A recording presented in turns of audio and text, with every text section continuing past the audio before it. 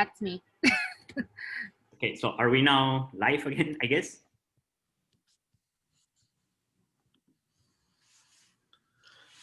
Yeah.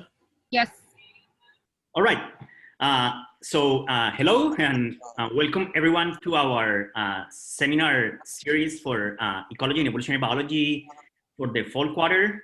As you can tell, we have been sort of in quarantine for quite some time, and unfortunately we have to do these seminars online and virtual, but we hope that this works out. So I want to thank, first of all, Sheena, Jay, Jonathan, and Karen for helping us to set up these talks via this webinar series, this webinar server that hopefully is going to be secure, and we can have a nice seminar for the rest of the quarter and actually next quarter as well. So first, I just want to give a quick introduction to how this is going to work. So Dave is going to give his seminar in a while, and then for anybody who has questions, you can type them in the Q&A button that you should see at the bottom of the screen, and then you can type them and we can read the questions. Dave will have access to the questions as well, and he can read them. But if you want to ask your question speaking, please raise your hand and we will allow your microphone to be active, and then you can ask the questions. So with this, I'm gonna turn it to Greg, who is gonna introduce our speaker today. So Greg. Okay, thank you, Felipe, for setting this all up and getting us started. So I'm introducing Professor Dave Jacobs, who is a member of the EEB department. And he is coming up for a major advancement, something we call the barrier step or a hurdle step. It's step 6. And so that requires a broader review of one's career, its full career review and so forth. And this year it's optional, but Dave has decided to, as you can see, give a talk about his work. So this was, part of his review for this major advancement. I'll let Dave tell you about his research, but I will read the title, which you can see: Coevolution of Earth and Life at Different Scales, Multicellular Origins, What Extinct Ducks Can Tell Us, and Small Lagoons on the California Coast. Guaranteed to be an interesting talk. Take it away, Dave.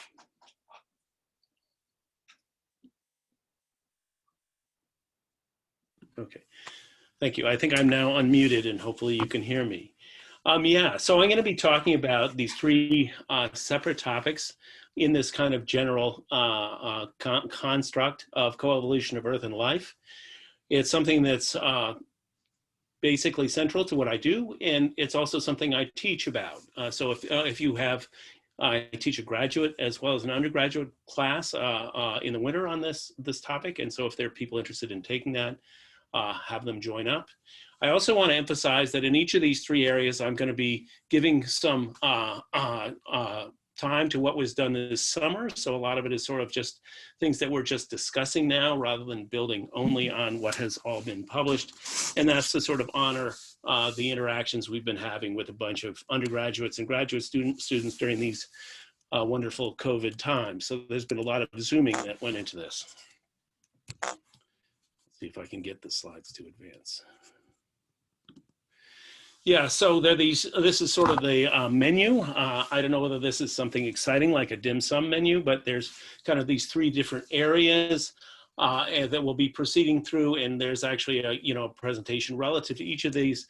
It's hard to divide up all this and work into different sorts of topics, but we're going to give little examples from each. So we can think of each of these examples or each of these areas as areas where I've worked extensively, for instance, on developmental genetics of of jellyfish and other organisms through my career, but I'm also very interested in the constructs of what's going on in the physical environment that relates to the early evolution of animals.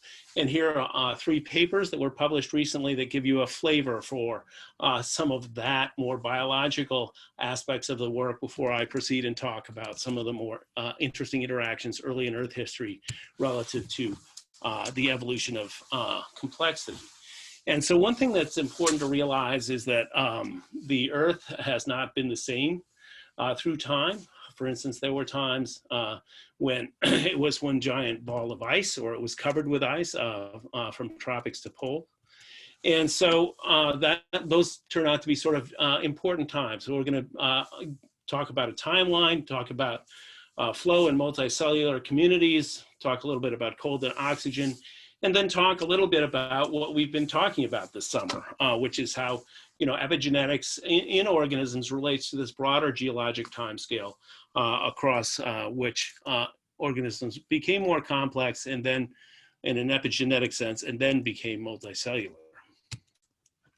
And these are the folks who've been doing the talking with me over Zoom this summer. So here's a timeline of much of Earth history, not quite all of it, the last 3 billion years. And we can see this is a typical rendition of what was going on in terms of whether there was oxygen, free oxygen in the atmosphere in various layers of the ocean. And we can also see that there are these times, things like the Proterozoic, time that's a couple billion years long, Phanerozoic, et cetera, that we need to have some passing familiarity with. So if we look at this time scale a little bit, we can see that there are these end Precambrian or Neoproterozoic times that are of considerable interest right before you get to have large, nice things you can find in the fossil record after the Cambrian. And so then again, there's this time, which is the Cryogenian, when these snowball events were occurring around 700, a couple hundred million years long, about around 700 million years ago. And so we have time periods when there were glaciations, large glaciations going on. And then we have the first organisms that appear on as large communities on Earth or dense communities on Earth. And that's what I'm going to be talking about. These are frond-shaped forms. They occur in Newfoundland. And so one of the things that we need to think about with these is they're frond-shaped, but they're not plants. They were living in deep water where it was dark. What were they doing? And so one of the constraints that we need to consider is that, and one of the inferences about them is that they're taking things up through their very ornamented or detailed surface and large surface area. So, and they're living in low flow. And so one of the limitations on being in low flow is that diffusion is very difficult. That is, there's a diffusive boundary layer that builds up and precludes a lot of uptake of nutrients or whatever species or thing you want to take up. And so diffusion is limiting when velocity is low. We can think of this analysis as velocity being a limiting resource. So this is me over here with this weird hat. This is how you can identify me in field photos. These are the dense animal, or excuse me, or fossil forms on these bedding plane surfaces, and they are quite dense, and that's important to this discussion because that's why we can use this canopy flow approach, which is only relevant when you have a lot of sticky uppies on surface. And so canopy flow basically separates things that are in the flows in the community itself from those above, and that trips things up and you get a series of large vortices. And those large vortices can be pretty.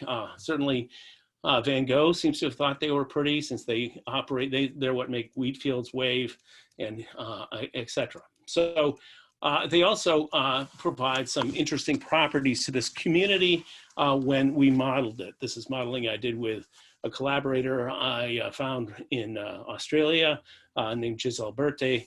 And we can see that these communities are dense, and they're sufficiently dense such that when you model them, you get mixing due to those large vortices. So you have a well-mixed fluid. You have a distinct smooth velocity profile. So the higher up you go, the faster it is, and it's not like a normal boundary layer, which is much more of a much more dramatic step function. So within each increment of upward growth, you can get a little more resource because you can access velocity a little bit better.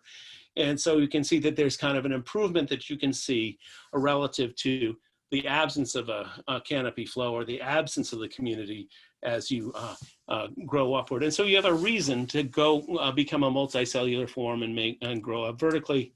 Another way to look at this is in this graph where we are looking at uptake across the surface as a function of velocity of the fluid and also velocity of the activity of the transport. And so what we find is that it doesn't matter really how good your surface is at taking things up in this region, because velocity is low enough such that, because basically any increase you have in, only when velocity is high are these differences going to matter. If you're down here, they might matter. And so that's the issue. So when you're in this box, basically, the only thing that's going to matter relative to uptake, or if you have a reasonably competent epithelium of some sort, is that you have access to more velocity, and hence this is why things grew taller and why these first communities likely formed.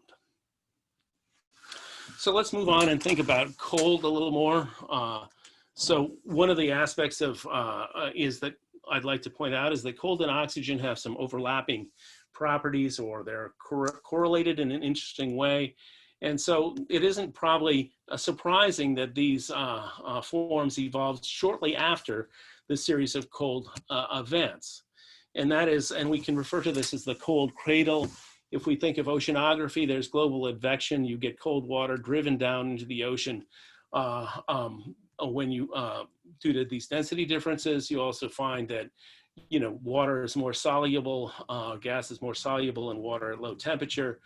In the bottom of the ocean, there's much less, in a refrigerated ocean bottom, there's less uptake of oxygen by the bacteria in the bottom.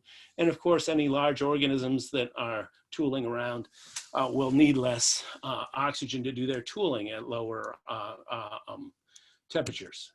And so we can see that with cooling, we get this kind of synergistic effect.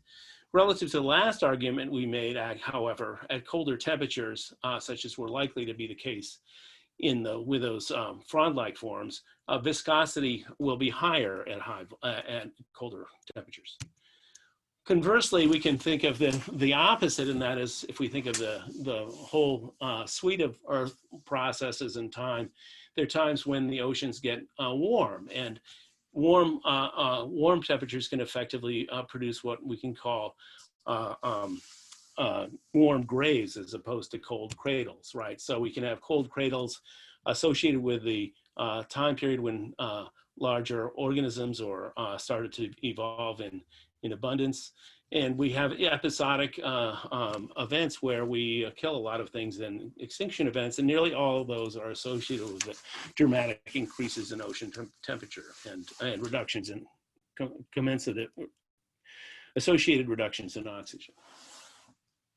So one of the things we can begin to do is try to synthesize ways to look at this sort of thing systematically. So here are three worlds: a greenhouse world, a typical polar world that we tend to think of, such as we're in now, where we have cold poles, and we can also think of one of these ice ages, one of these major events in the past, one of these snowball Earth events.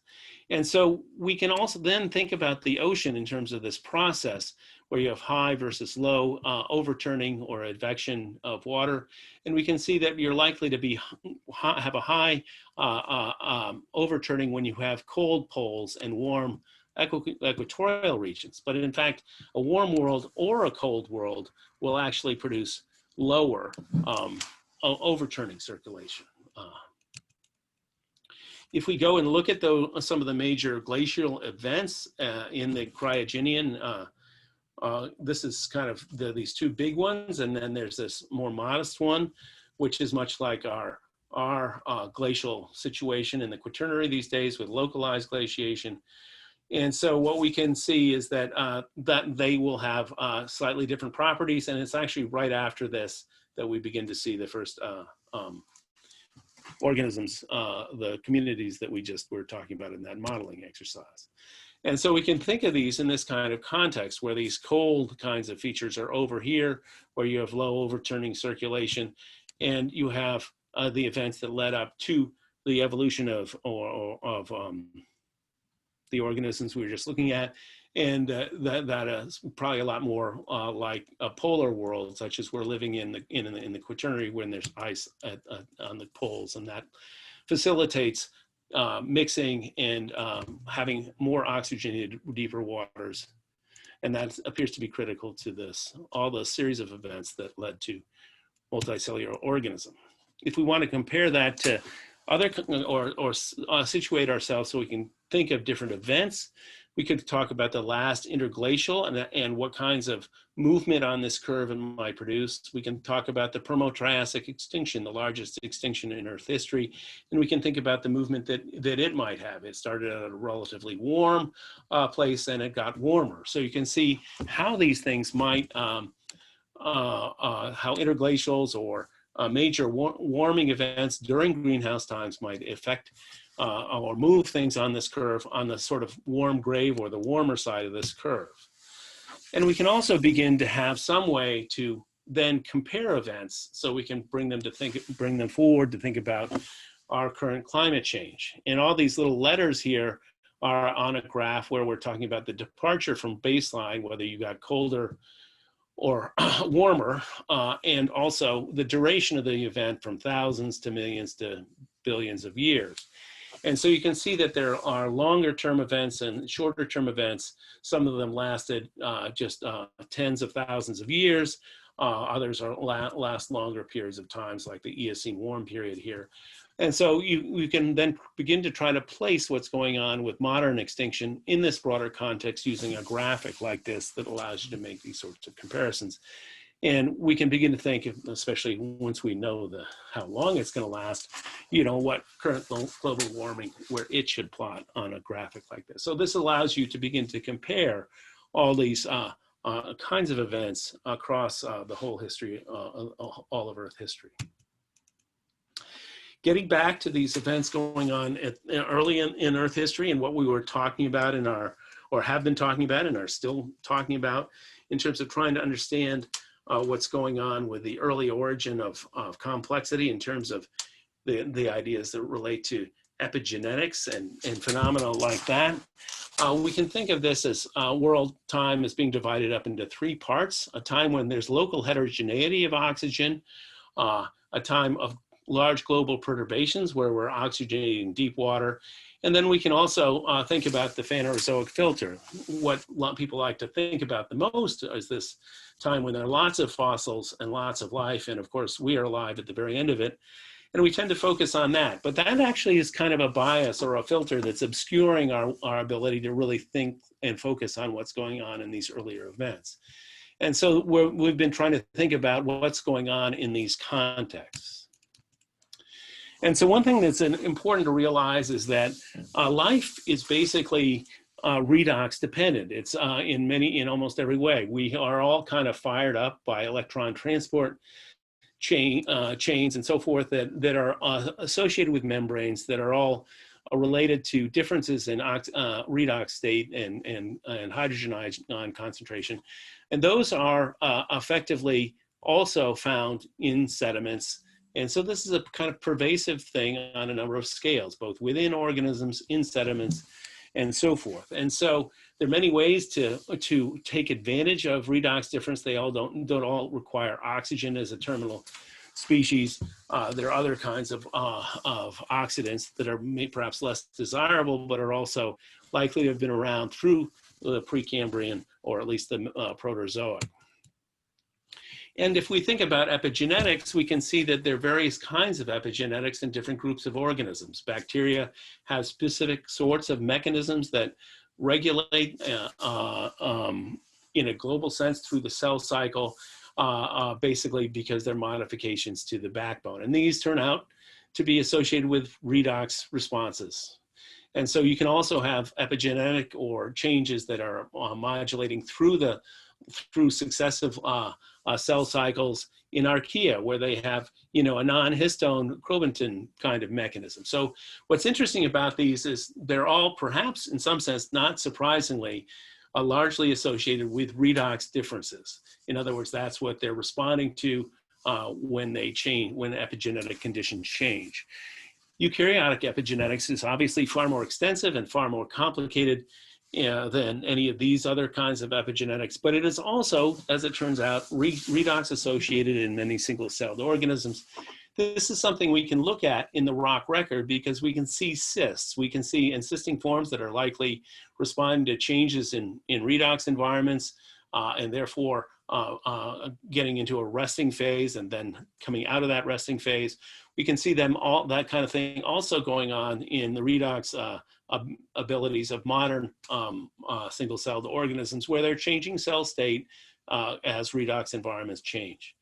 And even in metazoans, there's all kinds of really remarkable new research showing that redox signaling is really critical. For instance, amazingly enough, hydrogen sulfide, a reduced species that's nominally very toxic, is also used in low concentrations as the signaling molecule in your brain. So nearly every redox species is also internalized in us in a form of communication of status in intracellular ways and in extracellular ways in multicellular organisms. So these are all sort of critical integrated things that we're trying to begin to understand when we talk about, epigenetic complexity, when it evolved, and how modern organisms, or how you made this transition from single-celled epigenetics in eukaryotes to multicellular epigenetics. And we've been doing work, Paige in my lab has been doing work on Cnidarian epigenetics using a clever approach to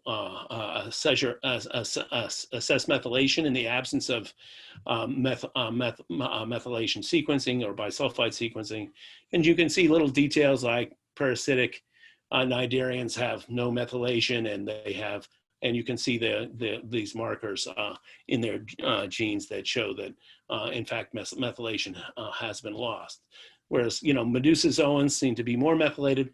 The other point is there's a huge amount of variation in here because there's a huge amount of evolution going on within the Cnidaria, much as there's a huge amount of evolution going on in these kinds of processes within Bilateria.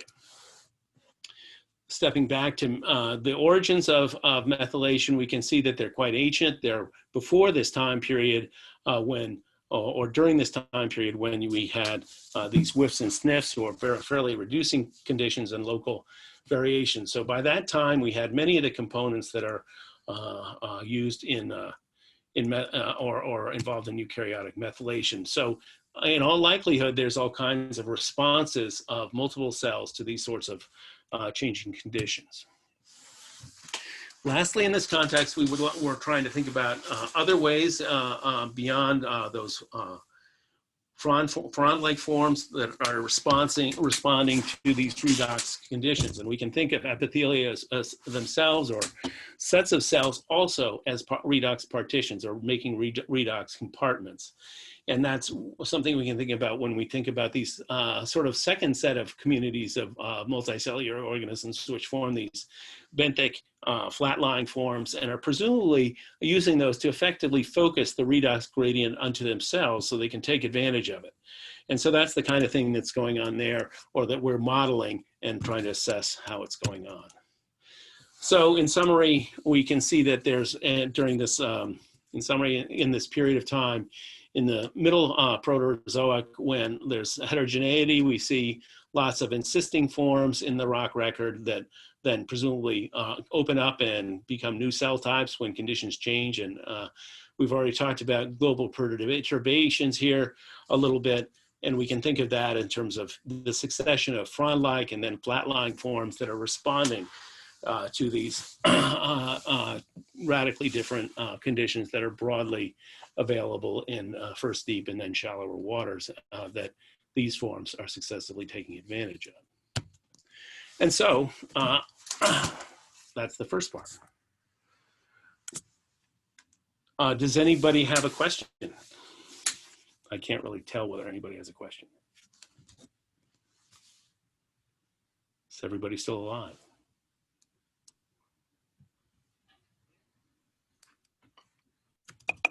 I don't see any questions yet, Dave. All right, I will press on to part 2 then. So here we are going down our menu. Here are more sort of process-oriented interactions that we can think about that occur at various scales and relative to climate, relative to precipitation, changing things on a global scale, also changing things far more locally. And ultimately we'll wind up talking about this particular set of issues relating to getting some data on duck extinctions. But here are a couple of recent papers in this sort of general vein that have come out of my lab that are reflect actual processes, how sea level affects refugia, and how proteins are that you can get proteins of interest out of fossil material in corals. So we're going to talk about how building a phylogenetic tree has empowered looking at 2 different kinds of ducks using ancient DNA. We have a large fossil duck, goose-sized duck from California that's known from bones and was very abundant in the middens from Baja California to Oregon, and went extinct just a couple thousand years ago. And the Labrador duck, which was known to Audubon, and he painted this nice picture of it. We don't really know what this other duck looked like in detail, but its breeding range is unknown. And so this is from museum material. And so the work I'm going to talk about initially was done by Janet Buckner, and it deals with this idea of whether Candides is a sea duck, whether this form in California was like a sea duck or a modern group of ducks that are called sea ducks. And we can ask this question in an evolutionary sense, and then we can also ask it in an ecological sense using trophic isotopic work. And lastly, we can begin to think about, as I've been doing in the lab with over Zoom, with an undergraduate who's been doing some modeling that reflects the relationship of the Labrador duck to its modern relatives, and how that may be informing us about not only past but future extinction related to climate.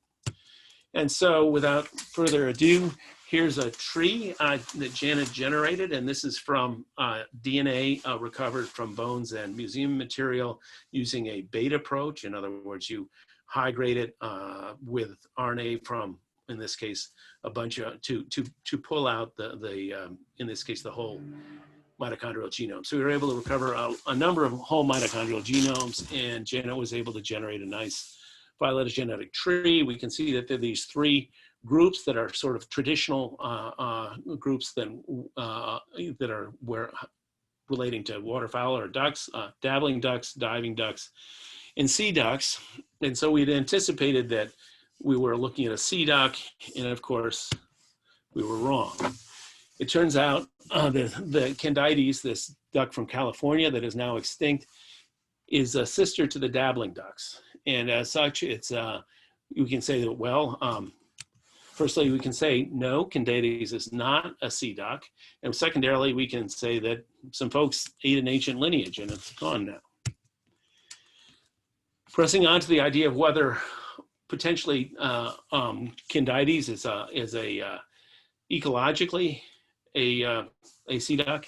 Here we have some data showing the traditional mechanism of using nitrogen and carbon isotopes to assess trophic level. We can see that nitrogen and carbon get heavier as you move up the trophic scale. And so dabbling ducks tend to be lower on the scale than diving ducks, and these are lower than sea ducks.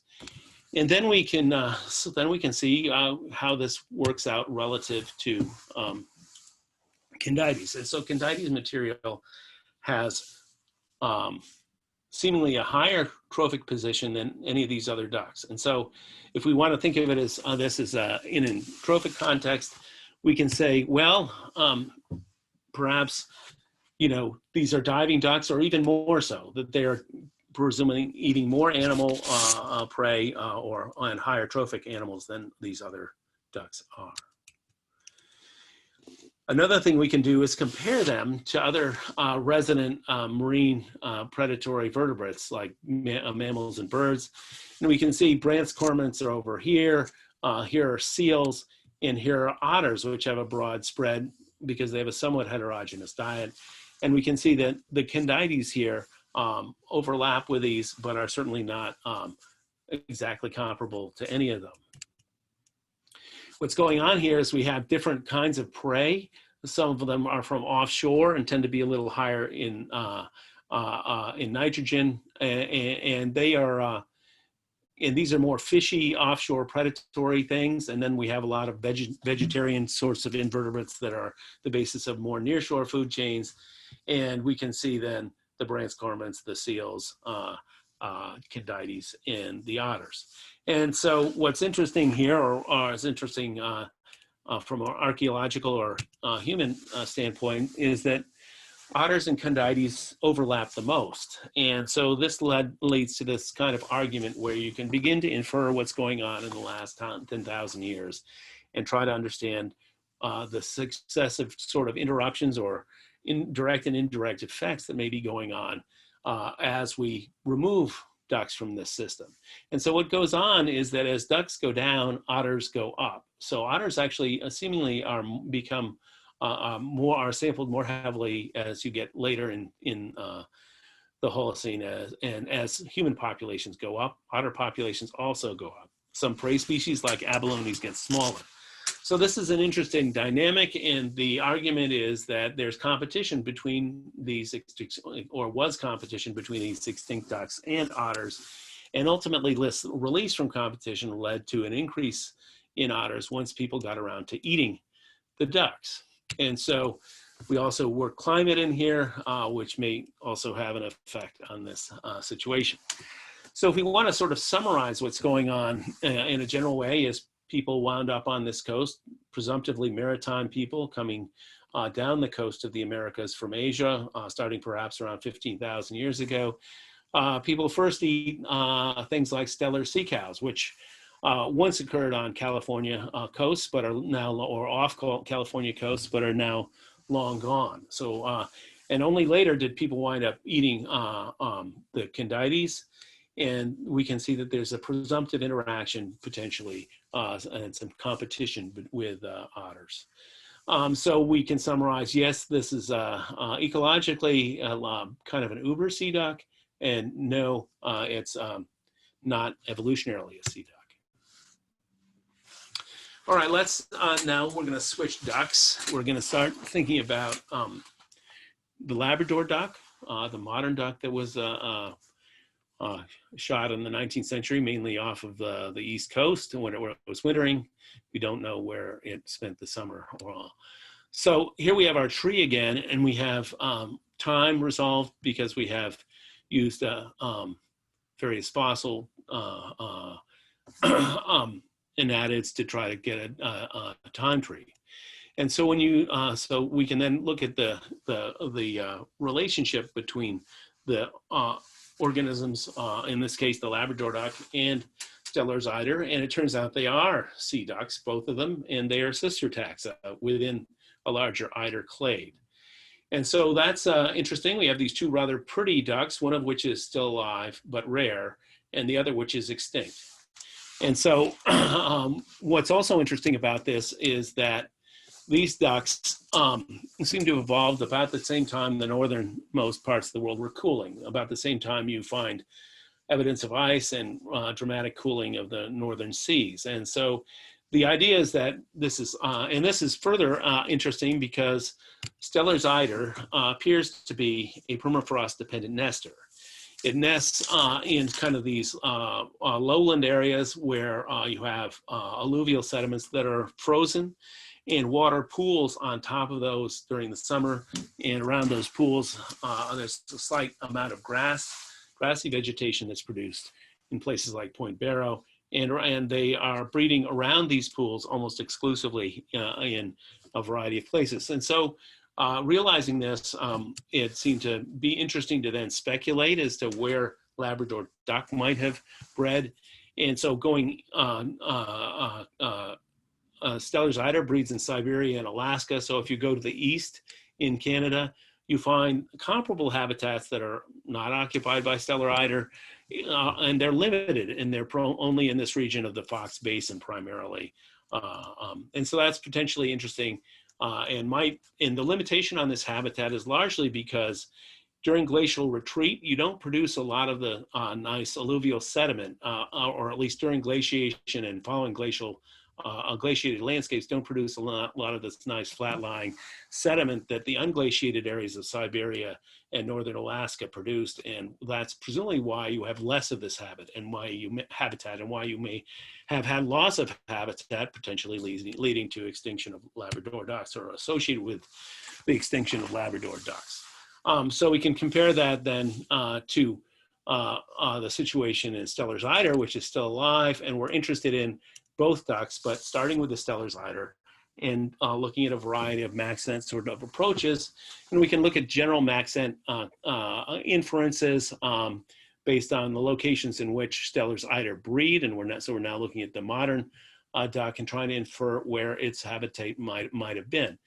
And we can go also and add things like permafrost to that. And when you do that, you find that permafrost and other variables that are potentially related to permafrost are very good predictors. And so we can then see that we have a discrete area in the Fox Basin that looks like habitat based on what is going on with the Steller's eider locations. And so we can begin to get some interesting inferences both about how Steller's eider might be responding to climate. If we look at things like snow cover, there's a long record of snow cover from satellites dating back to the 60s. So you can use, it's a pretty consistent set of information. And so we're hoping to use that both in terms of past climate and future climate to really understand, where this duck might be going. And so that's another thing we're trying to do. So again, trying to integrate these sort of different kinds of processes and understand what might be going on here. And so I guess I will, unless there's some questions about the ducks, I'll proceed. No questions yet. Well, I guess I've successfully overwhelming people. All right, so for the last section, I'm going to talk a little bit about, again, about coasts and conservation. And we have lots of things going on that relate to some of the same kinds of topics we've been talking about in terms of coastal geomorphology and things like that, and sea level. But we're also then interested in what's going on in very locally with things like, especially with lagoons. And so we have here a couple of papers that might be of interest. Here's one where we describe a new vertebrate species from California. One of these, because the local gobies are very genetically differentiated because they live in lagoons, which tend to isolate them effectively. And here's another paper on a sort of broader scale problem, which is as we've turned the water off in the Colorado River, the delta of the Colorado is desiccating, and we seem to be reducing or eliminating ecological parameters that's kept species separate. And so that's something else we've been working on, have published recently. But to go into more detail about lagoons, this summer we've been fortunate in that we've had some funding that we could give to a bunch of undergraduates so they could basically conduct Zoom, do a lot of online research and work on Zoom and so forth with us on lagoons. And in lagoons, there's a lot of interest for a variety of reasons, endangered species. We're interested in quantifying the lagoons, and lagoons can be thought of as being open or open sometimes to the ocean and closed off to the ocean. And basically you can think of that as the waves and the streams fighting each other. So when the waves, there's a lot of stream flow, they're open, or right after stream flow events, and when waves close them up in the summer season. or the dry season, which is of course episodic. So we'll talk about historic processes, physical controls, local evolution, and then what these students were working on, or what we've been working on, which is a sort of detailed physical understanding of what's going on right on our coast, right to the east of us along the Malibu coast or the Santa Monica Mountains coast. And this is something that both Rachel and Hayden have worked very hard on in various different ways. Hayden in particular having gone out and sampled a lot of these. And these are the undergraduates who have been working all summer in the lab on this. So a couple points to make about lagoons, and that is they're variable. Unlike East Coast estuaries, which may vary with the tidal cycle, but are relatively constant environments, lagoons are usually isolated from the ocean to some degree. Even when they're sometimes partially open. So this is a continuum, not a binary statement of being closed or open. And so we need a metric for that to understand that. And indeed, closure of the lagoon provides a lot of services. So once you close off a lagoon like this is Malibu, you have a freshwater impoundment that actually maintains water and raises the water table, and is of great advantage to riparian and various other kinds of organisms that are dependent on such fresh waters. And this is something that goes on and tends to be overlooked. And it turns out there's a number of species that are endangered that are dependent on this closed condition or use it in various ways. And they include things like amphibians and as well as particular fishes. So there's a range of services you can go on. Basically, having a berm here precludes bacteria from getting out into the ocean where people are swimming, etc. So there's a range of things you can see that this lagoon process contributes to. But we need a metric for this. And so here we can look at a picture, so we can go and assess, say, photographs. We can assess other kinds of data. We can put it in the same framework of closure. And so here we have a partially closed system, if you will. This is closed in the intertidal. It's not closed at low tide. It's not completely open. It's not closed at high tide. This is Aliso Creek in Orange County. And so we can say this is a 3. This is closure in the mid-tidal range. So we can develop a numerical score. Here we have a situation at the mouth of the Santa Ynez River, which is very common, where you have a beach berm, and the beach berm has impounded the lagoon such that there's actually a very large body of fresh water and marshy habitat that's generated by having this thing perched up. And so in fact, the water in this system is higher than high tide because you actually have a berm that's above the high tide line. And you can get even more extreme situations that are dammed by dunes.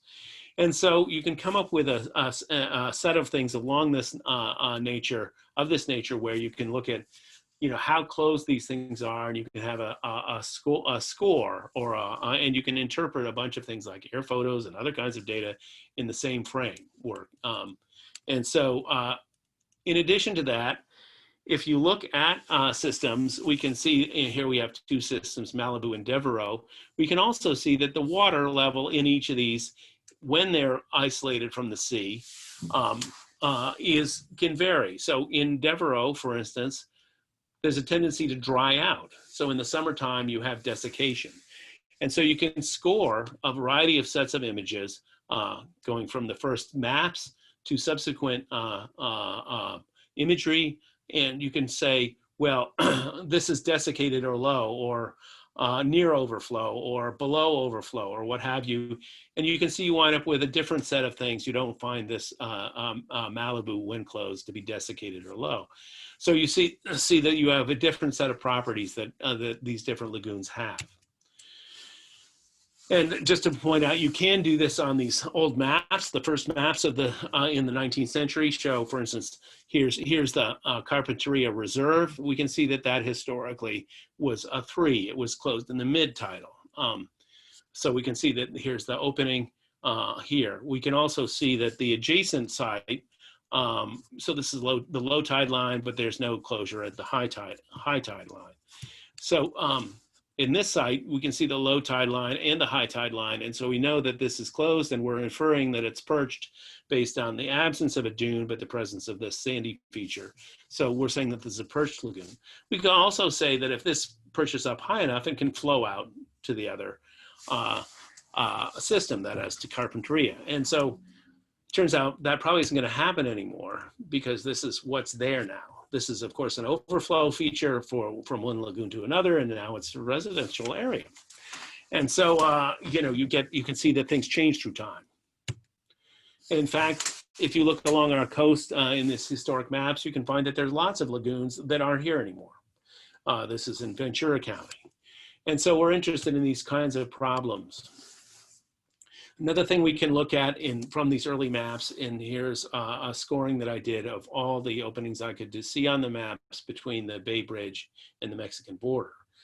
And what we can see is that the preponderance of systems are perched. That is, we can see that this peak in here around what I was calling 6 are perched, and that there are very few actual fully open systems, even though that's kind of the way we tend to think of these systems.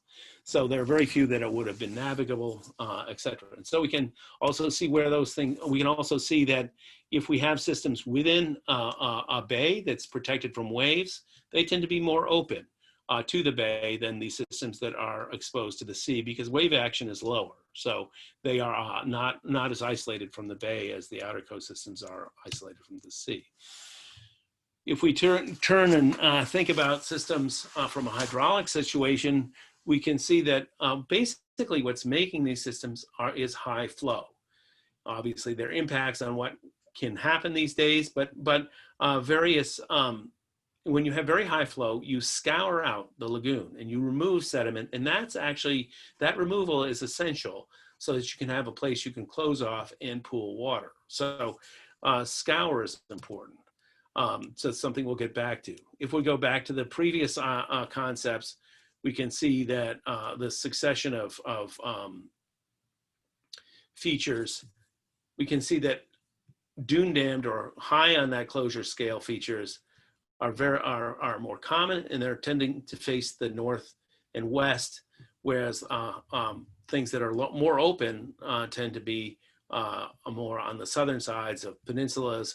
And so there are these distinctions that can be made in terms of the broader geomorphology and where these different types of systems form. Getting back to this point, hydrology is critically important. So scour is critically important, and which is what removes sediment from systems and makes them, it actually makes there be a possibility of having a lagoon. And since I've been in California, it's rained more than 40 inches in a year and less than 4 inches in a year in LA. And if we look at LA, you can see that the daily rainfall is quite different in different years. This is the rainfall every day in 2005, 2006, 2007. And you can see these years are very different. In 2005, there were large scouring events, huge flows produced by very large amounts of rain. There may have been slight amounts of flow that generated maybe some breaching, but it's unlikely that in 2007 any of the lagoons even opened, because there was not enough rain ever during the rainfall season to produce enough stream flow to breach the lagoons. And so you see these very different dynamics, very variable dynamics that are critical to understand what's going on both physically and biologically in lagoons. So how do organisms that live in lagoons deal with their intermittency? Some of them are actually taking advantage of the impounded fresh water, like this endangered red-legged frog.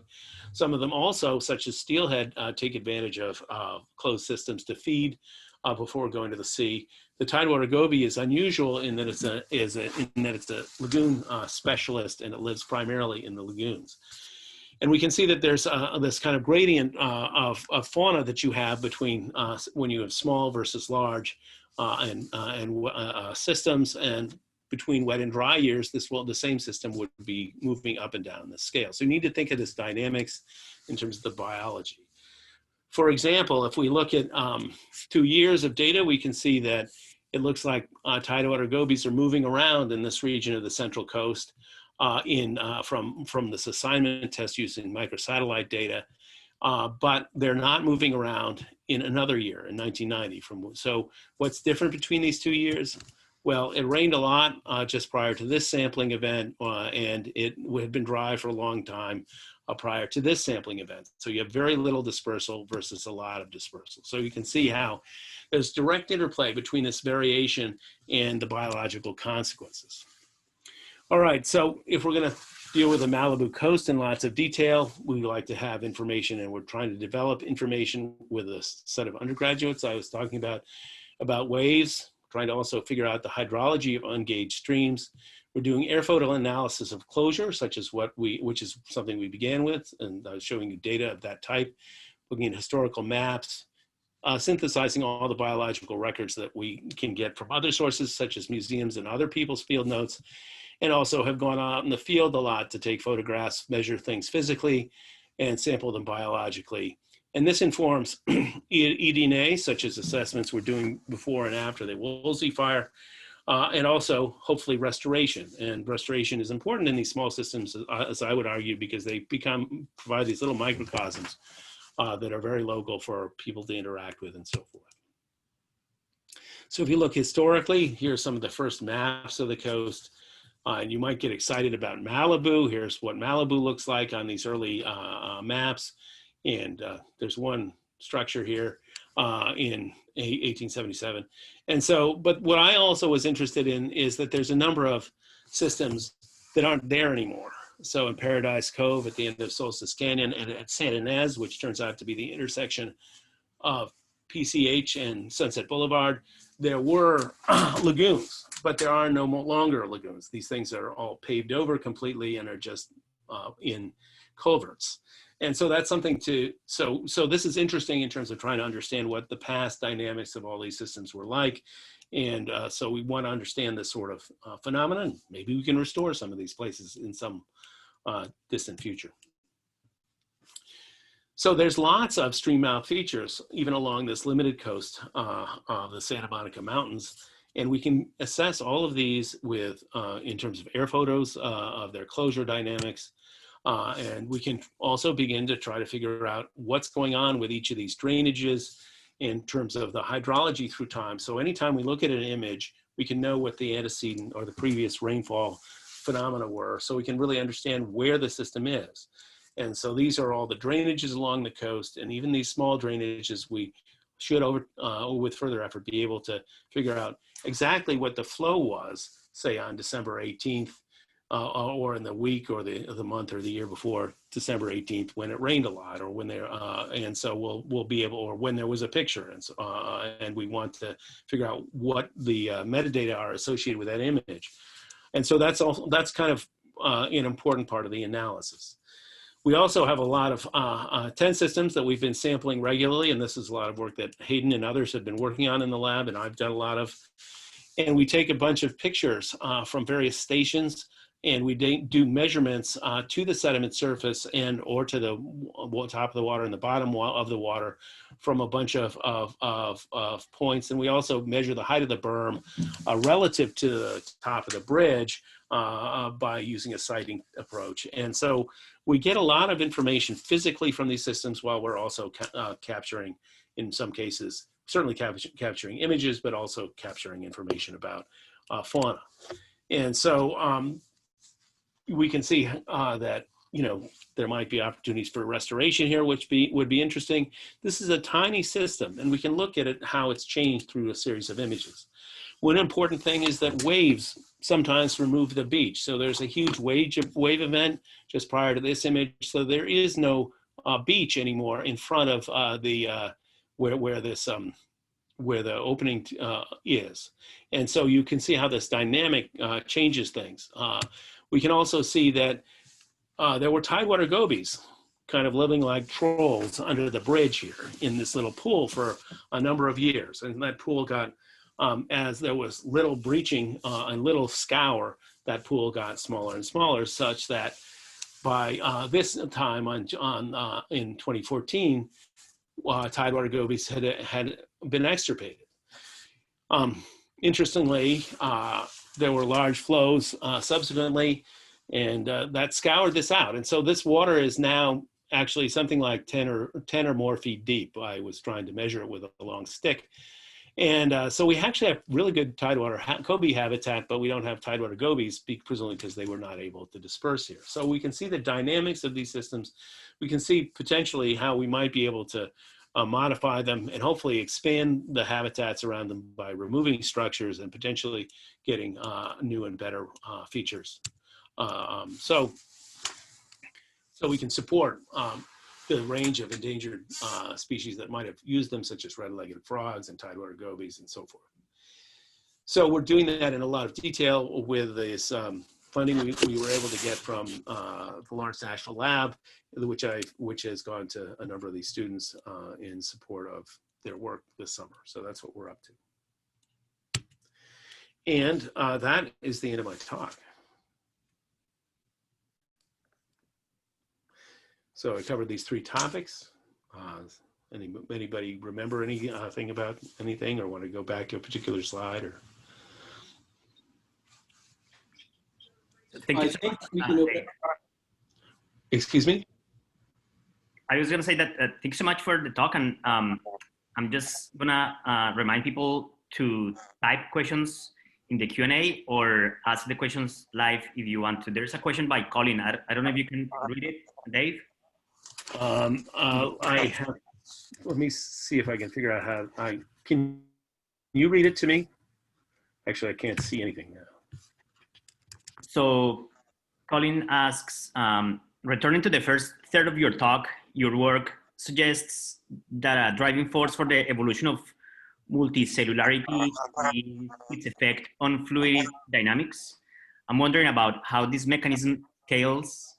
Is it sufficient to explain the initial jump from one to a few cells, or does it apply mostly to increases in size or changes in morphology of already slightly multicellular organisms? So it seems sufficient. So one thing that's interesting, even with benthic bacteria in the deep sea, in cold deep sea waters, in the modern sense, they tend to have a bunch of adaptations to get bigger and get further off the bottom up into the boundary layer. So the initiation of that, it can be seen with very large bacteria, and also bacteria that attach themselves to kind of strings and can actually get up off the bottom. And so they are, even at the bacterial scale, trying to get these tens and hundreds of microns up off the bottom. And so at small scales, this can be important, but it's certainly within the context of the communities where we were discussing this, larger scales are also important. So it is actually a relatively continuous advantage from, say, the 100 micron scale or whatever up to, much larger, say the meter scale, because some of the fronds in the Ediacaran is up to 2 meters long. So you can see how this might be advantageous at a number of stages in getting more cells and getting to something that has a eukaryotic level of multicellular organization.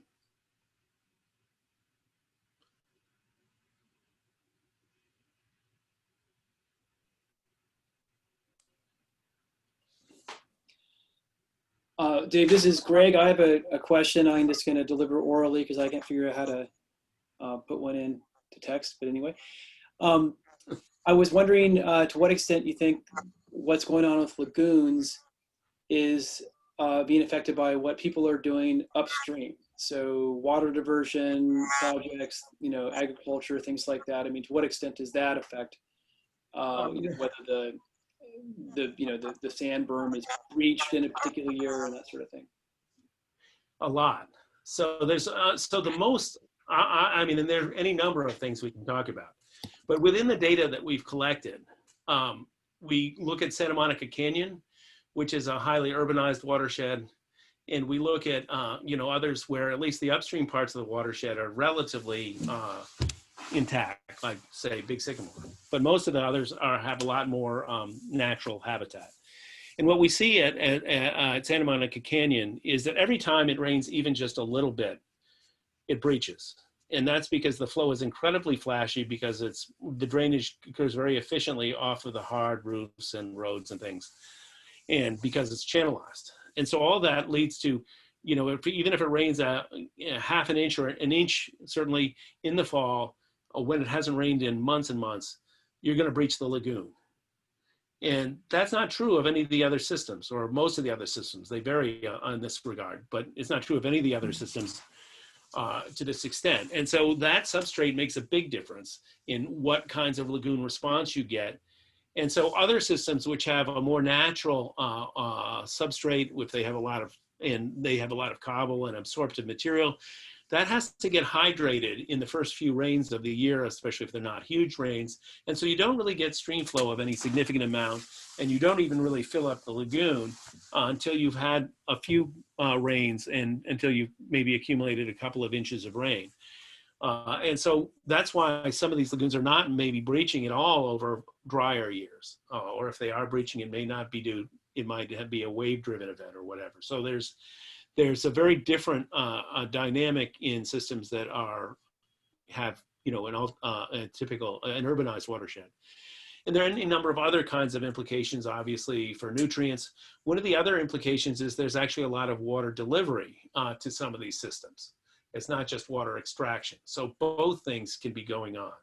And so one of the things that if you go and look at the early maps and the early imagery, the coast of California was completely it had no trees. It was a grassy landscape for nearly all of it. And the reason is because Native Americans were burning it down all the time. And so there was very little vegetation. Now we have lots of vegetation. And so lots of trees, and a lot of that vegetation also is using groundwater. So evapotranspiration can be a big effect. And what you want to call natural here, of course, gets very confusing. But you can see how that's going to be a changing driver that may actually be drying systems out when you have lots of larger trees in the system than you did, say, in a few hundred years ago. So there's a lot of impacts, and they're not always the ones that you would think about. And there's certainly obviously effects of eutrophication, nutrient addition, which would make it so people want to open these up. And so one of the problems is everybody opens them up. That requires lots of maintenance, because when you open a system up, actually the beach migrates into the lagoon. You have tidal flows in and out, and the inflow takes sediment in, but the outflow does not take sediment out. You build flood tide deltas into the lagoon. And so you have these kinds of behaviors that have not really been appreciated when people do restoration, et cetera. And you have lost a lot of lagoonal habitat due to that, in addition to due to development and obviously modification of all kinds of streamside and upstream habitat. Thanks.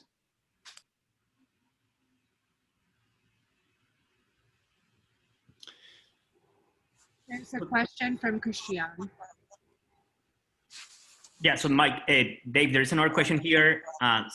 Christian is asking, for the second part of your talk, where did the information about abundance of otters, ducks, and abalone came from? If it came from media, where did it come from? Right, so most of that data is from my collaborator, Terry Jones. And so he's a archaeologist in San Luis Obispo, and so it's he was focusing on the trophic structure here, and so there's extensive amounts of material in lots of archaeological sites, basically middens, the garbage deposits associated with all the villages. And basically, it just as an aside, every one of these lagoons has a village next to it, right? Because the one place you can get fresh water on the coast. It's also the one place where, all kinds of organisms will be interested in these places. So these are areas where fresh water persists through the summer far more than any other place in much of these systems. And so there's that. And so these coastal settings then supported, in his work is mainly on the mid-coast, but those data show the way the otters are declining. The otters are increasing, and in these midden deposits, abalone are getting smaller, and so forth. And so they're sampling through time. There's a lot of this historic sampling in middens, both in that section of the coast, in the Channel Islands. So there's a lot of archaeological data that's been developed and a lot of faunal comparisons that a number of archaeologists have made through time over the last number of millennia, 7, 8, 9,000 years, that you've had relatively good records. And so that there's a lot of data out there, if that makes sense. I don't know, maybe you can clarify your question, but hopefully I'm answering it. And there's undoubtedly some biases in those data too. I mean, wouldn't want to say, you know, that everything here is unequivocally certain, but those are the data.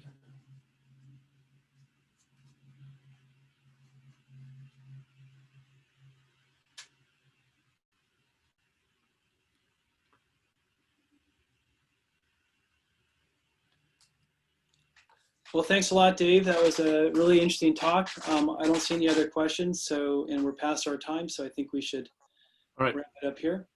But thanks a lot, everybody, for coming. Yeah, sorry I was inadequate with the Q&A part there with the, I should have practiced. Anyway, thanks very much. If anybody wants to talk about any of this stuff, let me know.